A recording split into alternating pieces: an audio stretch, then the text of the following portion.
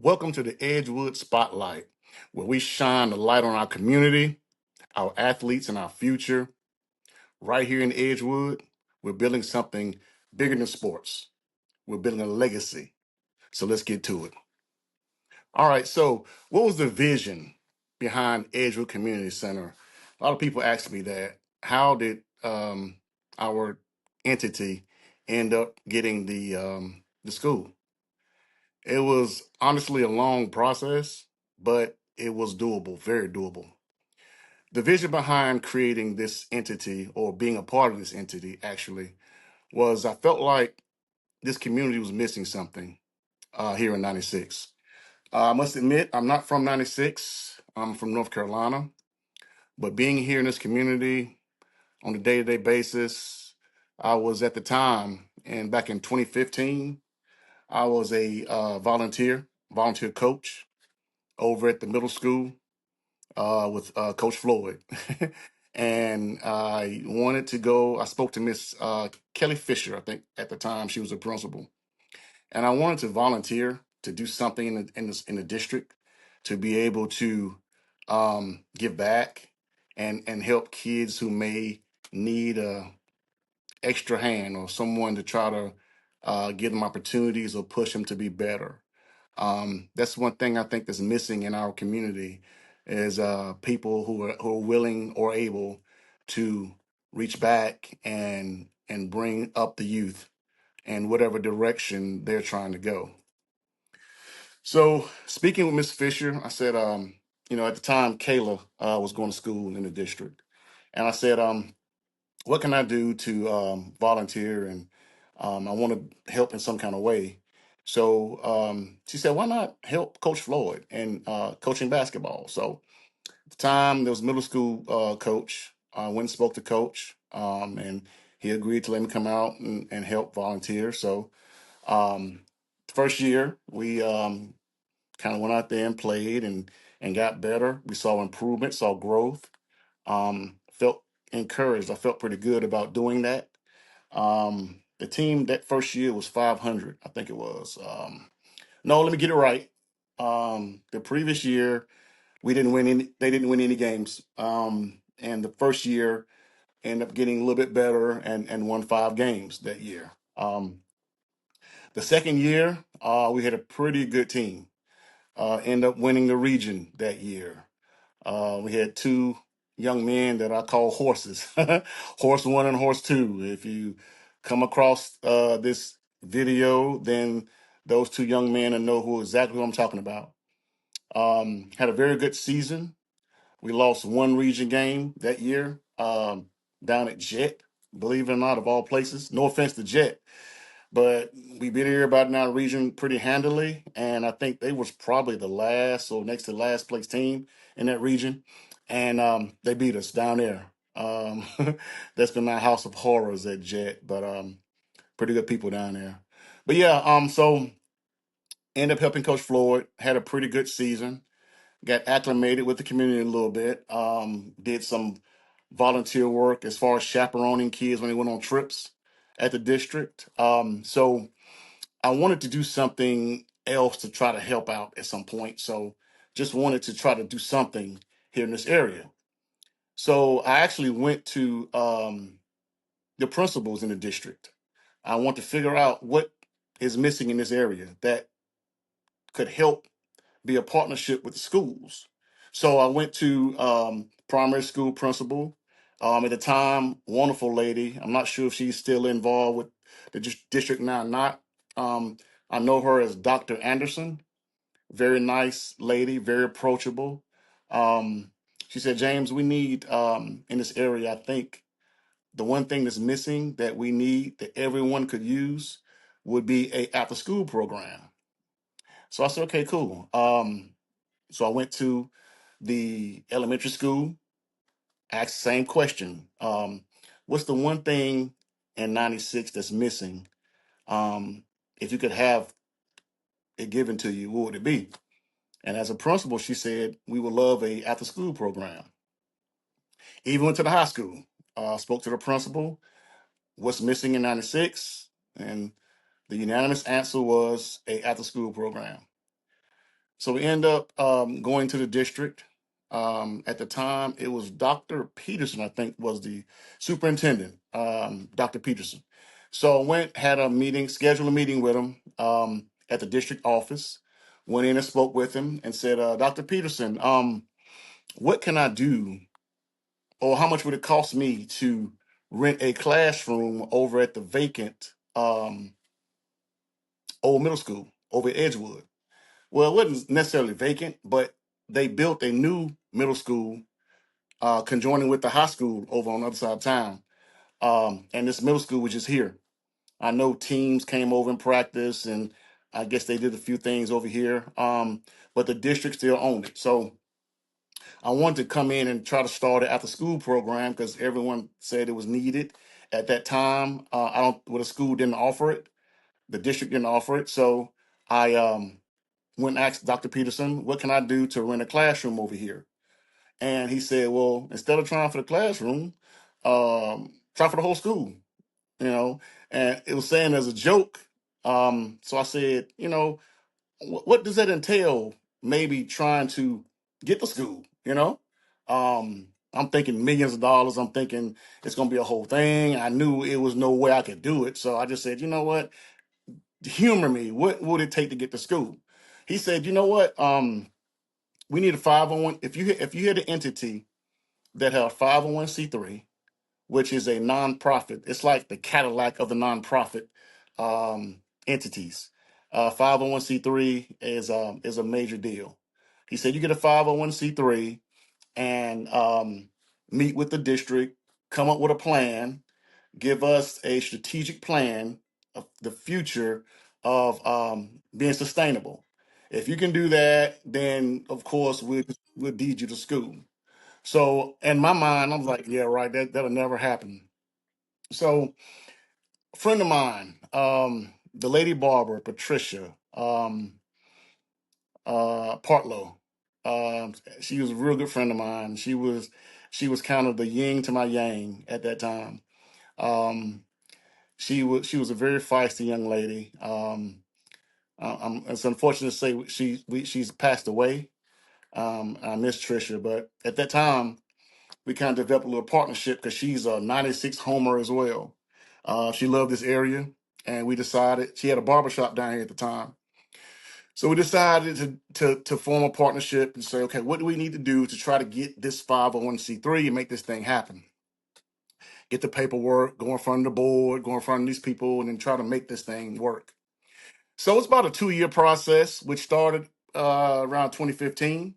So we was able to go to the community leaders, talk to people to figure out, can we all join together? Can we all band together and try to get this entity and make it a community center? Well, what I didn't realize here in '96 is a lot of people are territorial. If you're from here, it's wonderful. If you're not from here, you're not from here. And I learned it the hard way. But I was really determined to try to get this entity up and going. I wanted opportunity, at least try. So I ended up talking to my mentor at the time, which was James Holloway down in Saluda, South Carolina, which he's the director of the nonprofit down there, Riverside Community Development Corporation, and he actually has their entity runs Riverside School. At the time, they were a thriving board. There was a thriving entity. I went down to Riverside back then and volunteered whatever I could do, the food banks, the food drives, the giveaways, going down and just trying to be a part and learn while I'm down there trying to give back to Riverside. So during that time, he was kind of guiding me, schooling me on the entity as far as the 501c3, how it works, the nonprofit sector, how funding works, how grants work, and the whole 9 yards.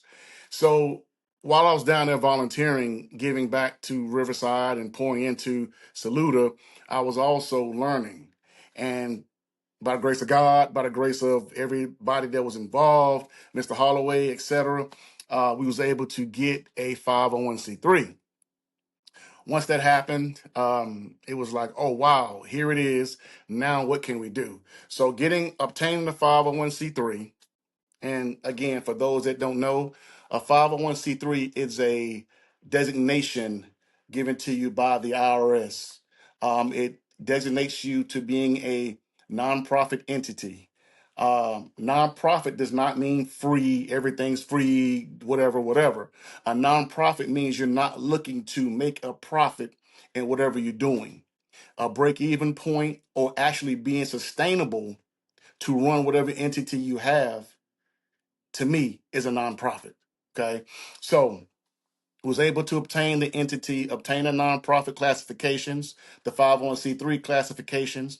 So the next step was to try to figure out what I can do to get in front of that district and what would be the things I would have to say to make it viable. So again, Dr. Peterson was there, and again, it was it was a process. Every time, okay, James, you guys get this, then we'll consider it, really consider it. So we would come to this goal line, and before we can cross the finish line, the goalposts were moved. No offense, but that's what happened. Well, you need to obtain this, and we obtained this. Well, you need to do this. Everything that was placed in front of us at the time, Trisha and I and the group we had together, we did whatever that was asked. So we end up finally getting in front of the board. So I'll never forget the conversation. I'm in front of the board, and they throwing questions at me. So what is your vision? What do you plan on doing? What's the purpose of you trying to get to school? Why should we give you the school? And I just told them exactly what I said to Dr. Peterson. This is something that's needed. I went to all the principals, and this is something that was needed here in '96. And the one question that was asked of me, and it was very eye opening. She said, James, how do you plan on funding the entity that you have? The one thing you have to do is be self sustainable. She said, so what do you plan on doing? So me, I said, not knowing, the key word that she did not want to hear was get a grant. So I'm like, look, we can create programs to maybe raise money to be able to pay for the electricity, the water bill, the gas bill, whatever we need to do. We can create programs, and maybe having programs in the community that can help us be self-sustainable would be something that people would want. A after school program, i.e. a summer program, AE summer camps, creating a band, creating sports opportunities, creating learning centers. All those are things in my mind, like, yeah, we can do it. The facilities there, we can do it. We all came together. There shouldn't be anything we could not do together. But again, not from here. They let you know you're not from here. So was able to get the entity squared away. Oh, back to the question. So the question was asked, how do you plan on being sustainable, self-sustainable? So again, create programs. I'll do this. I'll create this entity. I'll create this program. Maybe create some funding and be able to do it and raise money and just pay for pay for electricity, pay for things that we use while we're there. Not really understanding and knowing the condition of this building and this facility. So by the grace of God, things fell into place. Things lined up perfectly for us. No offense, but what happened was Dr. Peterson resigned, and we had the district had what's the word? I don't want to say substitute, but had a temporary um, superintendent that came in. So my main contact person was Wally Hall over there at that time. Mr. Hall was very instrumental in us getting this facility. But they had an interim superintendent that came in and said, "Okay, James, I see what you're doing. I see your paperwork. Let's do it." Like what? I mean, it was just that simple with her. The meetings, the this and that, the goalposts. None of that. She was like, okay, this is good. How do you sustainability? Okay, you got a plan. Okay, it is not based upon grants. Let's do it. And it happened. So again, until I get keys, I don't really believe it still. I'm just like, oh God, please, please, please.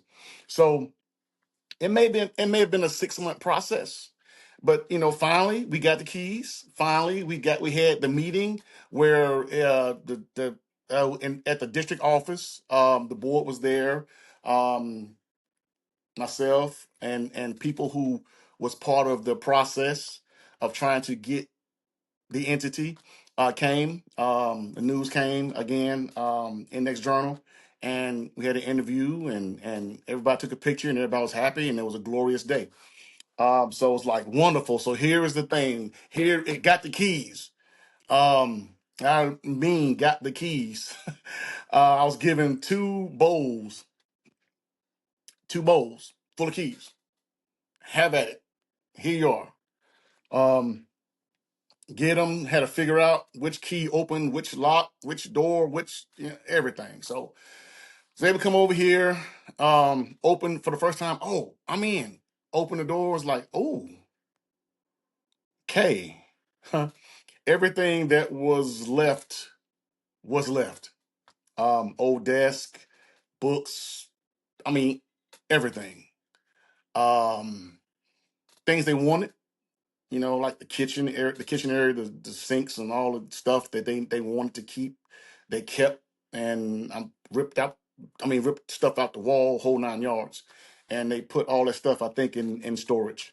But everything else, I mean, everything else, and I mean everything else was left. So the first thing we had to do was kind of go through everything and kind of get a feel for, oh, let's clear away to be able to see the condition of what's going on with this entity, the school. So never forget, stuff was everywhere. The first thing we attacked was the gymnasium, as I felt like with a gymnasium, that would be your number one source of funding. That would be the number one thing that would bring people to the facility and give you opportunity to create programs. One thing about this area, and was pretty much all areas, getting access to a gym is very hard. People are very particular about gyms, and now having a gym, I kind of understand why. Um, it's not that people don't want to give you the gym, it's liability. It's things can go wrong. It's things get broke or things happen. And at the end of the day, you're responsible for the building and the entity and the whole 9 yards. At that time, money was very scarce. It was on a budget to where we created programs, and it was good enough, thank God, to be able to pay the light bill, pay the water bill, whatever we had going on at the time, internet at that time. It was able to be sustained. We was able to sustain those bills because we was here doing things, after school programs we had at that time.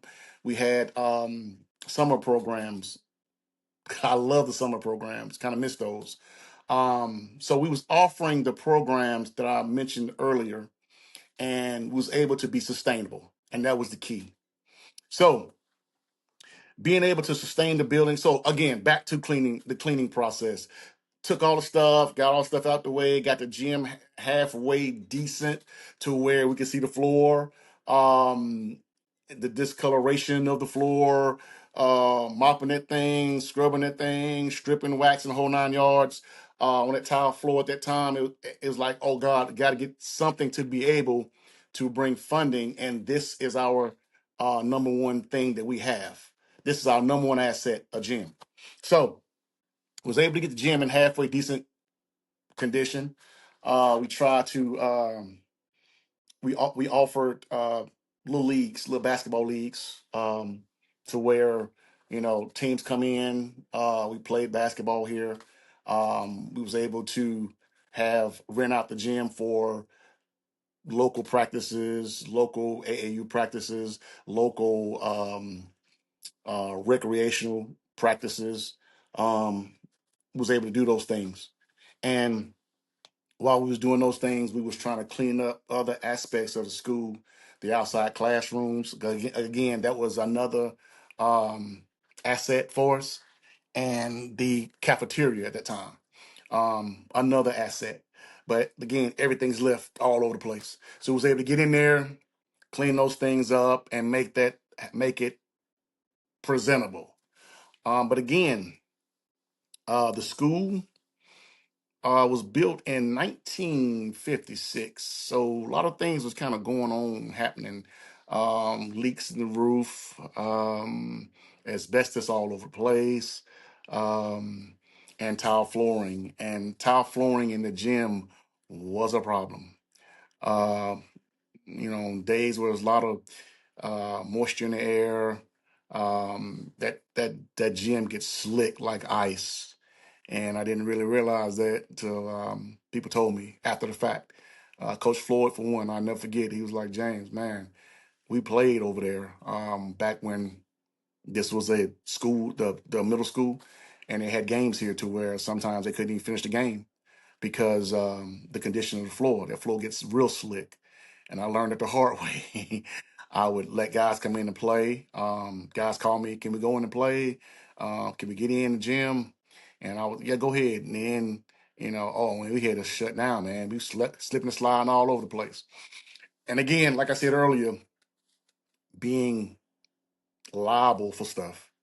Um, you got to shut stuff down and not let people come in and do stuff because you don't want any injury, somebody getting hurt. And we didn't have the funds at that time to be able to do anything about it. So we always use entities or the assets based on the weather, based on if it's a real need. Because again, we had to be self-sustainable. So was able to do things, was able to rent out the facility for parties, for graduations, and stuff like that.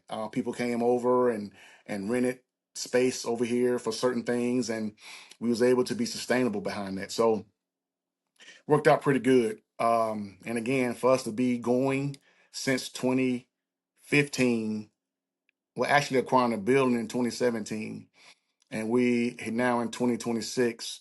I think it's been a blessing. I actually don't know how we did it. Don't know how it's been done. But very lucky and very fortunate. Uh, Probably can fairly say this is a bucket list of mine.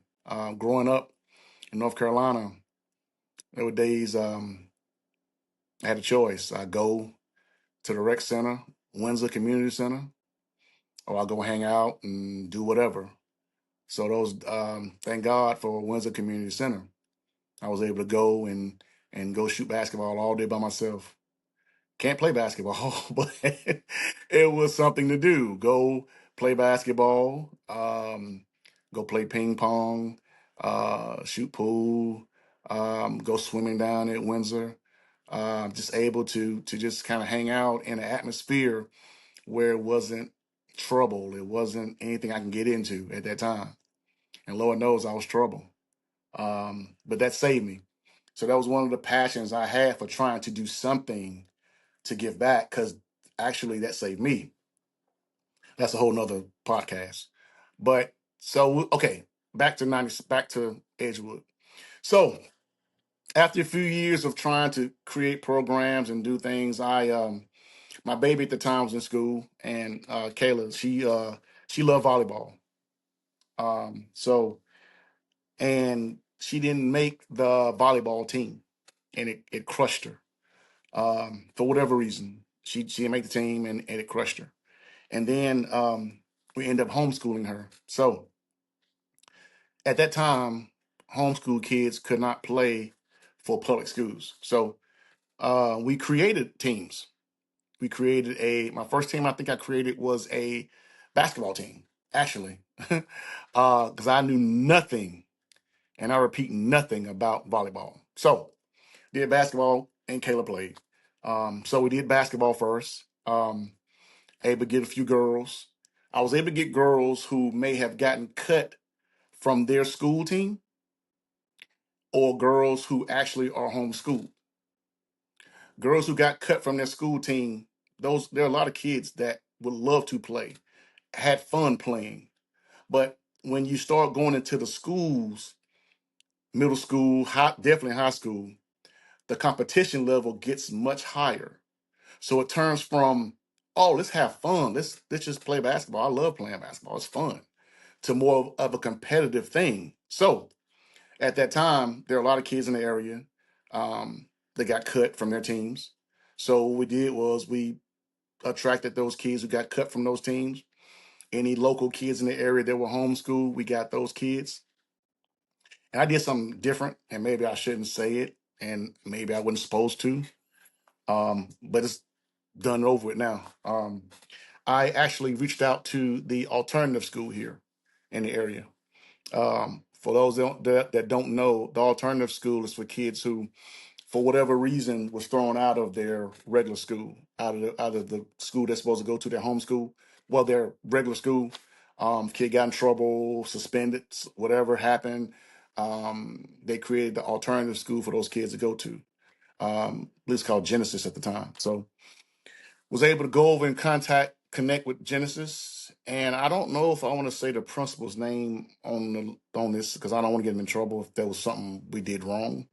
Um, Great guy. Oh man, he was so open to the idea.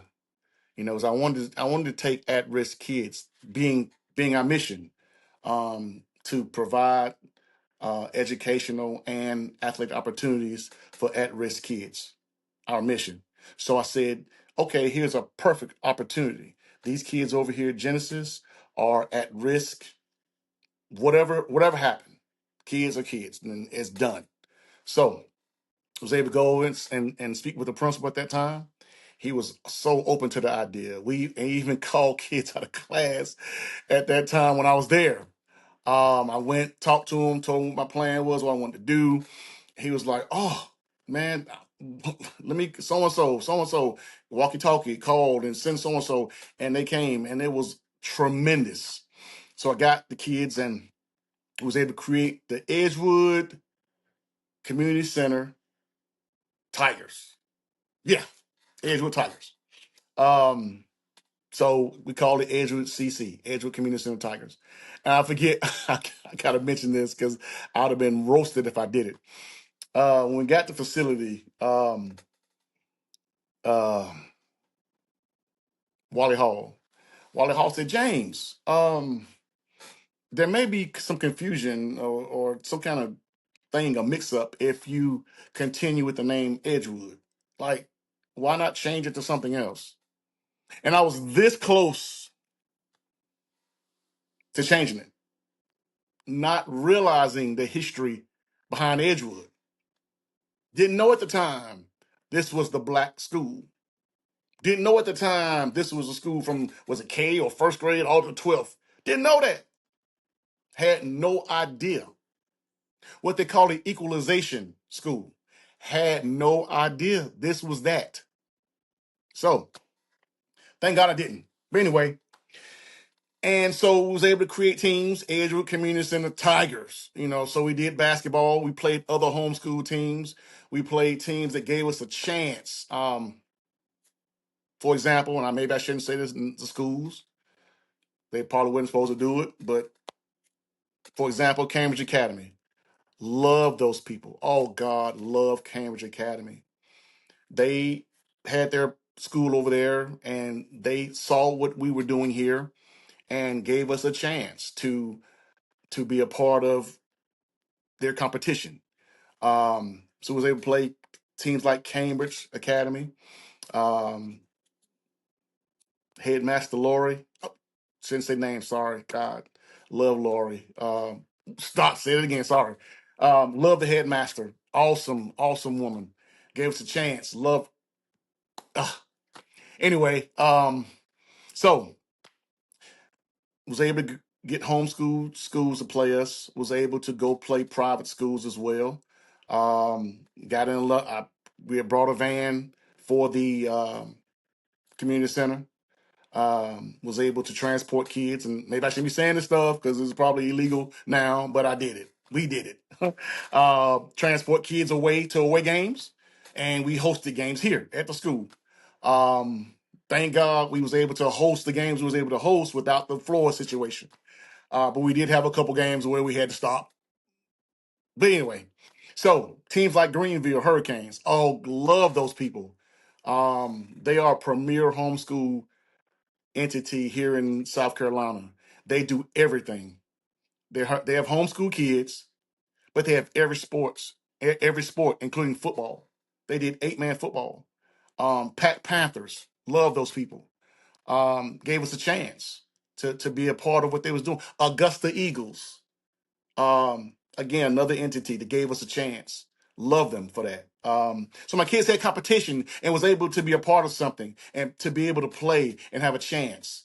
And that's what we gave them, opportunity. And those that may hear this back in the day, those guys who was kind of on the fence and kind of straddling the fence of right and wrong or whatever, can remember those days. We would go play people and have opportunity and beat people and was cool.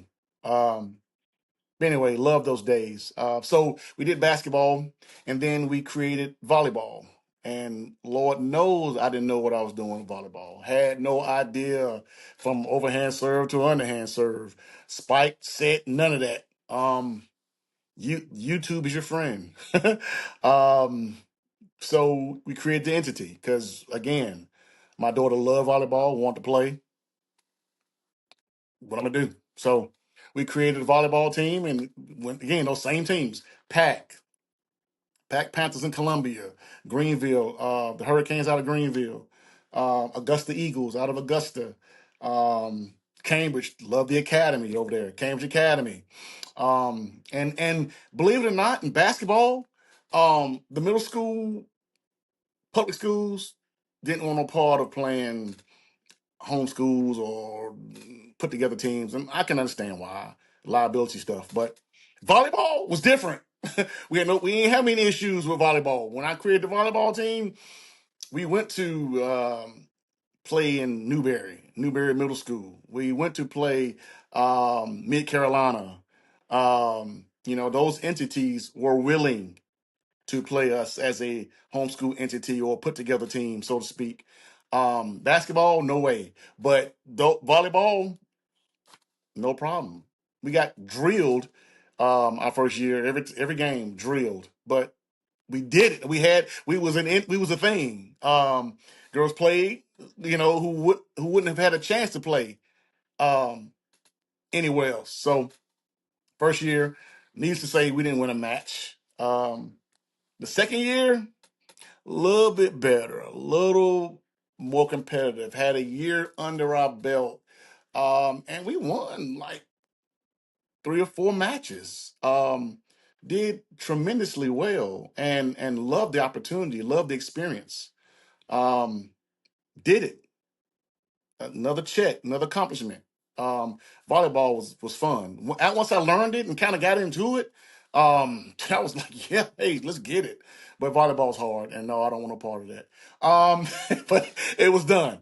So we did the volleyball and the volleyball. Excuse me, we did the basketball and volleyball thing. Then we created. So I said, you know what? People love football. You know, we got all these fields out here. People love football. Let's try to do a flag football league. So yes. Back in the day, we created a flag football. I think I had 6 teams. Was able to get a small grant at that time. The NFL had an NFL flag football grant, I believe, and I applied for it and was able. We received the grant, and I was able to get jerseys and equipment and flags, of course, and all that stuff. We created a flag football league, and again, I loved it. We took the little scoreboard outside, plugged it up inside. We had our scoreboard outside. The same little scoreboard we used for the basketball, the tabletop. Y'all know what I'm talking about. Tabletop. We used that, brought it outside. Have at it. We played flag football, and the kids seem to have loved it. I mean, it was a thing. And again, you guys back in the day who played, you guys remember, and it was fun. It was a great thing.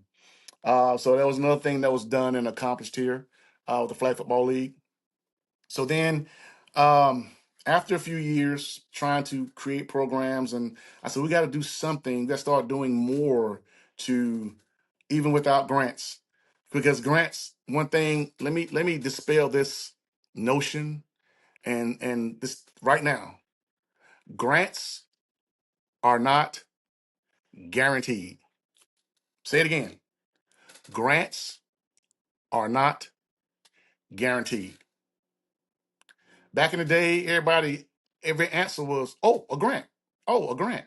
Oh, a grant. We'll get a grant." No, no, bro. As the kids say, bro, no. Um, getting a grant actually to me is getting a grant was a crapshoot. You have to be in position to be able to receive a grant, and even being in position and doing everything that the grantor is looking to give money for. There's so many people applying for those same grants. So needs to say that everybody can't get it. So there have been so many times apply for grants, send it in, apply for grants, send it in, apply for grants, send it in. And sorry to inform you. So again, be sustainable. So the programs. So after a few years, I said, I got to figure out a way we can do something and not just be about sports and not just be about this and that. What can I do to try to just involve the elderly, involved, moms who may be, forced to miss meals as far as their kids are concerned, who money might be tight at the end of the month. So what we did was we was able to seek partnerships, seek a sponsor to be able to give away um, summer meals, breakfast and lunch in summertime. That's something we've been doing ever since 2017. Um, Summertime comes, was able to get a sponsor that was able to bring us food, um, breakfast, food, and lunch for the week. At that time, it was called, let me get it right, Congregant, I think. Well, we all come together. I may be wrong. Anyway, at that time, before COVID, we was able to come together. Kids would come here, go to the cafeteria, had the tables lined out, the old green tables and green chairs. Those that know, and had kids come in from the summer camp, come in, boom, boom, and was able to feed the kids breakfast and then give them lunch. Um, so it was a wonderful thing, and again, we've been doing that ever since 2017. I got to give a shout out to Mr. Dorsey Miller, tremendous guy, tremendous family. Miss Miller, love her to death. But Dorsey's always been there for us. Anytime I needed something as far as summer programs, summer meals, Dorsey always had us. Sheepscape Ministries is what it's called now. But the director of that, the person in charge of the meal program, is Dorsey Miller. And again, it's a big shout out to him. Tremendous guy. So again, now it's perfect now. Back then, we all had to come together and you had to sit and watch the kids eat and give them a meal, and they got to sit and eat whole 9 yards, and kids are kids, whatever. They just want to go play and whatever. So now, now after COVID, when COVID hit, and those who know, COVID was a mess. You couldn't be around people. It was a whole thing. So we had the COVID rules to where the meals you didn't have to have kids all sit in the same place because COVID could be passed. So ever since then, after the COVID situation happened, we was able to have where they come to the center, drive up the parents and say, look, I have 3 kids, I have 5 kids, I have 2 kids, I have 1 kid. And we go out and give them meals for that day, breakfast and then lunch. That way to save them a trip back. So if they come in the morning time, we give them breakfast for the morning and we give them lunch. And now it's to a point now which is tremendous. We can give them up to 3 days. So come on Monday, we'll give them Monday's breakfast, Monday's lunch, Tuesday's breakfast, Tuesday lunch, right? Cool, right? So they're good. The third day is usually hot days, which is Wednesday. Um, Dorsey go out and get hamburgers or pizza or something hot. chicken sandwiches, whatever, from a restaurant. And we did hot days Wednesday, hot days Friday. So on Wednesday, you come in and get your breakfast and your lunch. And then Thursday, we give you that as well, breakfast, lunch. But the cool thing on the weekends, on Fridays you pull up. You got 5 kids, whatever. Friday, we give you Friday, hot day. Usually it's pizza. We give you breakfast, lunch, and then we give you breakfast and lunch for Saturday and breakfast and lunch for Sunday. So not only do you get Friday's meals, you get weekends as well. And again, big thank you to Dorsey. Big thank you. And another shout out to a sponsor we had I almost forgot, for the summer giveaways, the summer book giveaways. Every summer we started big back in 2017, 2018. Um, we had a sponsor called Bigger Than Sports, based out of Columbia.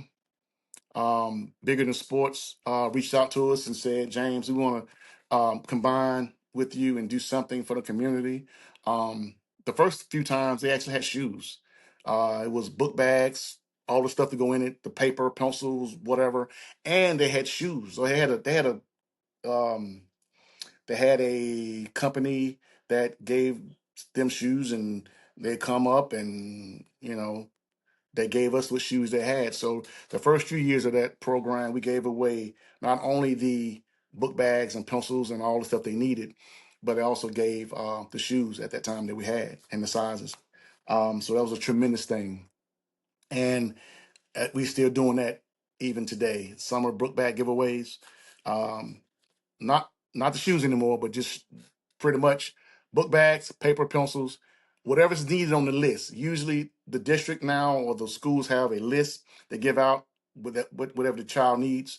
So at this time now, we usually get the list, let our sponsor know, bring it up. We're able to set up in front. People drive up again. How many kids you have? Blah blah blah, and we're able to give them until we run out. So that's been a successful promotion for the last few years. Pretty much now, we came across a lady named Julie. Um, don't say it loud. She didn't say the first names. I think she's very shy. She's an angel. She came over here and said, James, um, see what you've been doing. Don't know how you guys been doing it. Um, I am a grant writer and I want to help. She said, I'm retired. I don't have a dog in this fight, which means like she just trying to figure out she want to do something to help. Um, her and a lady named, better not say, I don't get nobody feelings hurt or in trouble or whatever. There's two ladies that said, look, what can we want to help. We see what you guys are doing and we see the condition of the building. Because again, those leaks were getting more massive and the mold was getting more massive and, people breaking in and doing all kinds of stuff. It was a thing. Windows, bust out, whatever, kick in, whatever. So those things being done, she said, there's no guarantee because I already know grants are not guaranteed. She said, but we want to try to help some kind of way. So we want to try to pursue this grant through your nonprofit entity.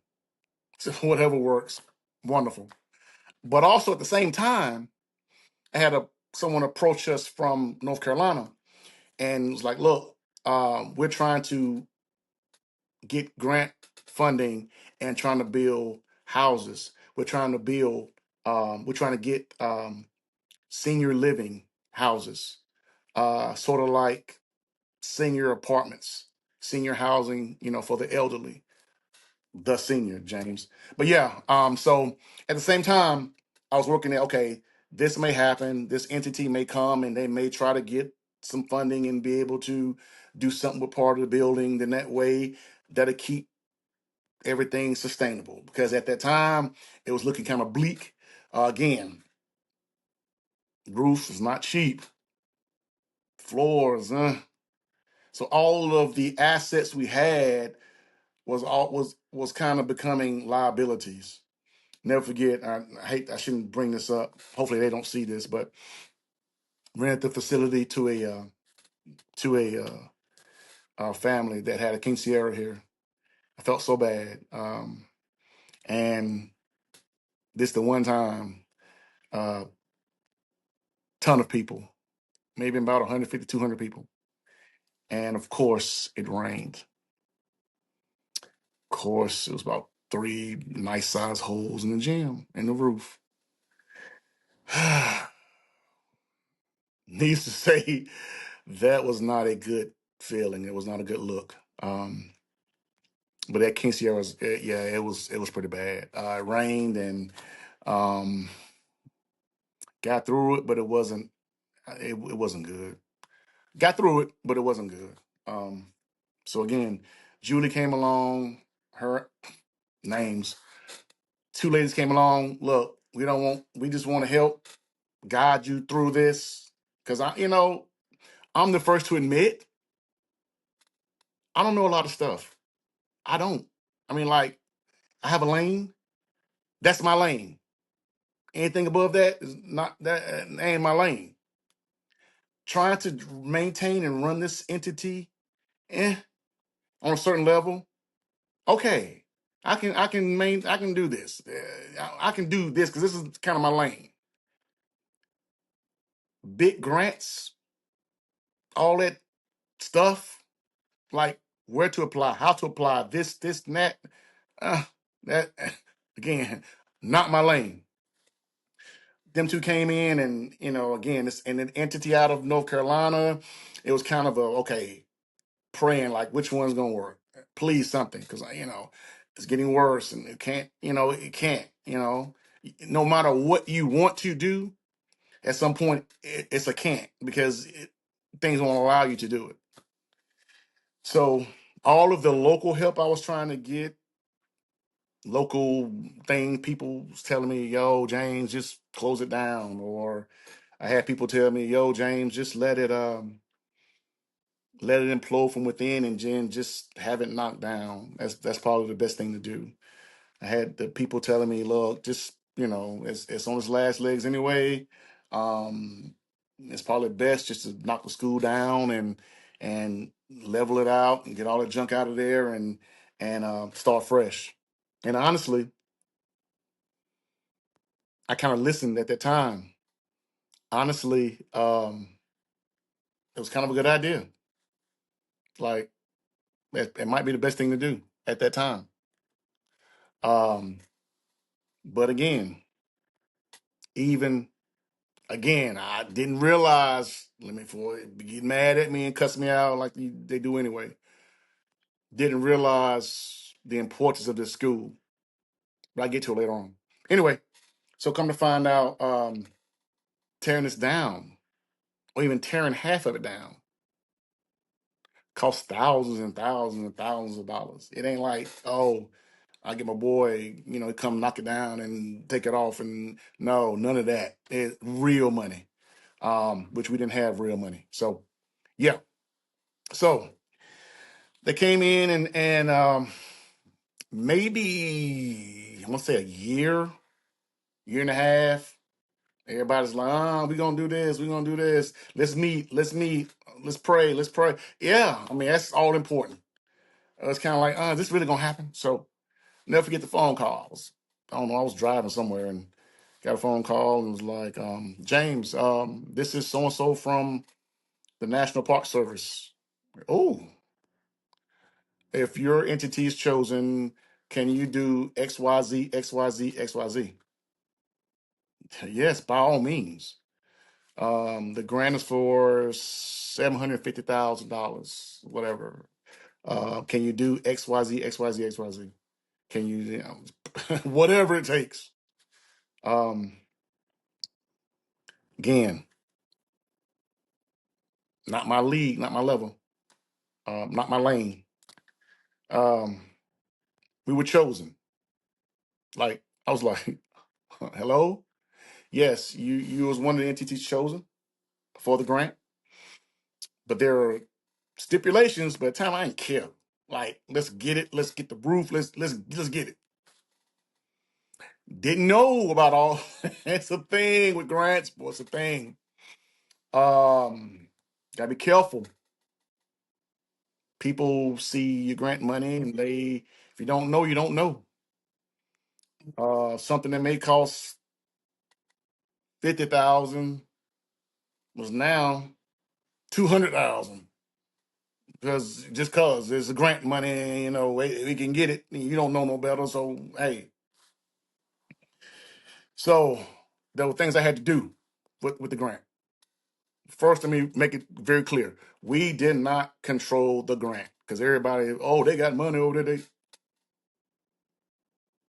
Money from the federal government.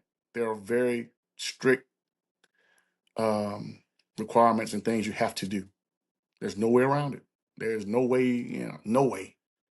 Let me say it again: no way around it. So I had to hire a firm. I had to hire A&E, was it A&E firm, come in and assess the building, assess this, assess that. Had to get a grant manager to, do all. It was a thing. Um, Again, my lane. Okay, let's take some money. Let's get the roof fixed. That's the number one entity, the gym. Let's get the roof fixed. Let's get that going. Let's kind of do that. No, James, no, let's go do this. Let's get the A&E. Let's let them test for this, test for that. Let's do this and that. Test, test, test, test, test. Oh, pay them, pay them, pay them.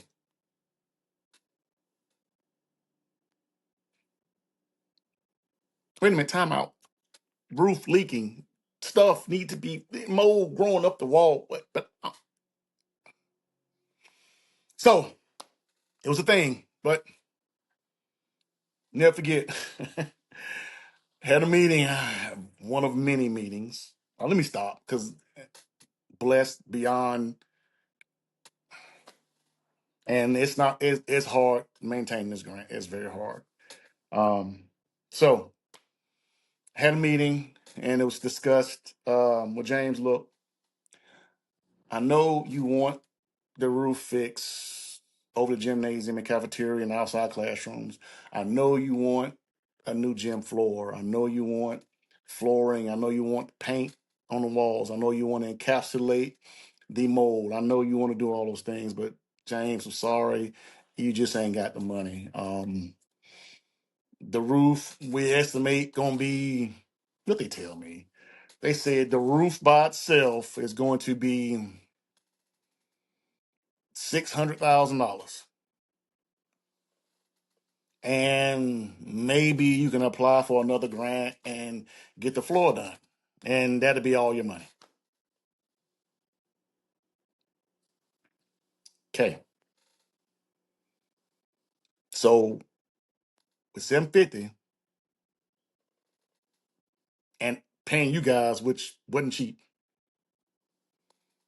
you're saying all we can do is get the roof fixed. No painting, no floor, no HVAC, just the roof, and that's it. Yeah, that's about right. That's it. Just do that, and you're good. Nah. So one of my quirks, one of my things, some don't.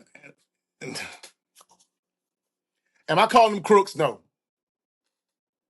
But if it don't make sense, like bro, like 600,000, 600,000 after, and they didn't know that I was getting quotes on this side over here.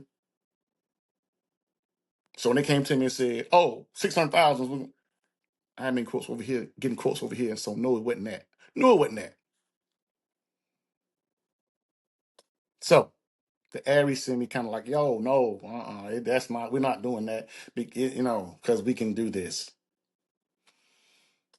Now, mind you, I didn't get done what I wanted to get done as far as the quote we got, because one of the quotes we got was about a third of that.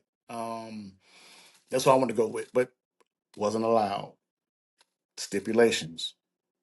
It's got to be this, this, this, this, this, this. So was able to find a roof. Don't think the roof ended up being 445, 47, 4, something around there, 400 something. But that was the roof. Wonderful. Got the roof done. Thank God. The water, the lake, the the fount, the trinkles, the everything coming in stopped. Tremendous. Still, the paint, the mold. So now with the less money I had to spend on the roof, we was able to get it painted and get that mold remediation out the gym. So again, trying to build up the entity trying to build up the asset to be able to be sustainable. So called all kind of companies and finally found someone to come in, do the mold remediation and the painting, cafeteria, locker rooms, gym, outside classroom. Love it. Got that done, right? So then he was able to say, okay, um, now we have the roof, the rain, the leaks, all that stopped, done. Mold remediation, okay. Gym painted, looks a million times better, done, love it. Then the strangest thing happened. One of the women came to me and said, "Look, um, you in line for a second grant if we apply. If we apply, huh? That'll be a yes." So she applied for the grant again. Those that think I would love to say, yeah, I did that. No, I didn't. Don't have a clue. Didn't have a clue. Um, Came to us, say, look, um, you can qualify for a second round of funding. Is that a question? So, um, she applied. We applied. Was chosen again. So we got that roof. Thank God. Painting done. Now the main thing, James, floor, floor, HVAC, outside classrooms, in the gym, cafeteria. Again, trying to build up the assets. So now we're in the process of getting those things done now through the second grant. First grant done. Oh, I almost forgot. Even we had a little bit of money left in the first grant after the roof and the painting and all that. Was able to get a marquee outside. Love that marquee. Marquee outside, and also through the first grant, I want to say we was able to, and I think this was the bigger deal out of it all, for the people in this community and people who went to school here. The school was deemed a historical site, so we were named on the federal register and the state register. So I was able to get a state marker put outside and a federal marker and listed as a entity, as a um, state marker, as a historical site. Because this was, again, like I said earlier, this was the black school in this area. The proper word was equalization school. That's what this school was. Edgewood School is an equalization school. So now it's about maintaining. It's about trying to get better. It's about trying to come together and do what we need to do to be sustainable and move this thing into the future. Um, there are a lot of great things coming in the future. A lot of possibilities. But thank God and the two women that chimed in and helped and who was able to make a lot of this possible. We're able to be sustainable. So getting all the things done, getting as far as the building and the electricity and the electrical upgrades and all the things we have to get done. Now we can be more of a community based entity. Let me say this to make it very clear because people have a mis thing about me. People that know me know me. It's not really all about me. It's not. Um, I would love, say it again. I would love for somebody to come and say, look, James, I'm from here. Let me start something that's going to help the community. Let me start a summer camp for low income kids. Let me start a 24-hour daycare. Let me do something that's not party related, smoking weed related. Uh Terrence, stop, James, stop. Would love someone. Love. Look, I'm able to do this. I've got the entity which I need. I'm insured, but I want to start something for this community. I would love it. It's not all about me. I have my lane. My lane is trying to create opportunities, and it's kind of the sports realm. It's the kind of the tutoring realm for younger kids. I coach basketball here in Greenwood. Been doing it for years. AAUs, the high schools, the now I've branched off into. I have a men's team, a men's semi-pro team. Um, Starting a women's team this year. So sports is kind of my thing, right? Would love someone to say, look, let me start a thing where we can get the community involved and create community gardens. Let's create a thing where we can create entrepreneurship here in the community. Would love someone to come and say, look, let me come in and spearhead that. Opportunities here, space is here. Would love someone to say, look, I know how to play instruments. Let me teach kids how to play. Praise dancing, cheerleading, dancing in general. Would love someone to say, look, I'm insured, I'm this, I'm that. I want to start an entity, I want to do this to help this, and can we no problem. So again, someone comes, want to do something for the community, want to do something to make this community better, maybe create a community neighborhood something like they have the Mill Village. Why not have the Terra Villa community something? Why not have something in this area to where you can create an entity and do something to build up a community? Maybe build a playground on this side of town. Maybe do something that we can help make this side of town more attractive, more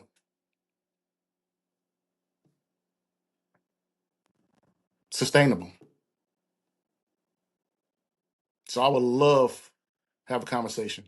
Had a young lady come to me after blasting it. Stop.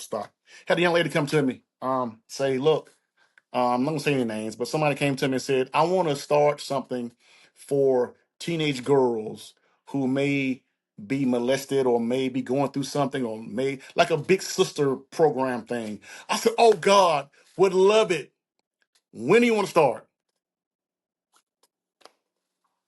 So anyone community focused want to do something that's going to benefit the community, that's going to help these kids, help these young adults, help the seniors, help if I can be a part of something to help.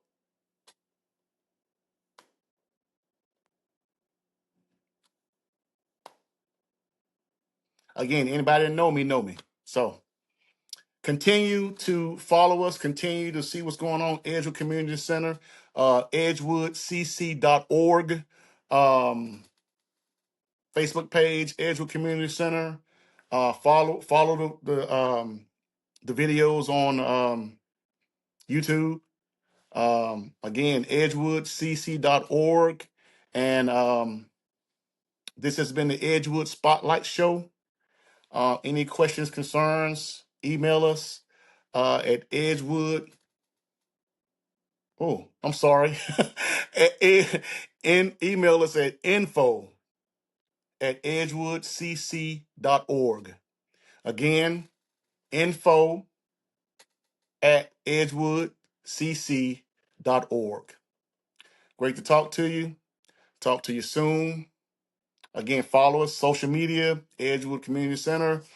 Um, Love to talk, network, make it better. Thanks for watching.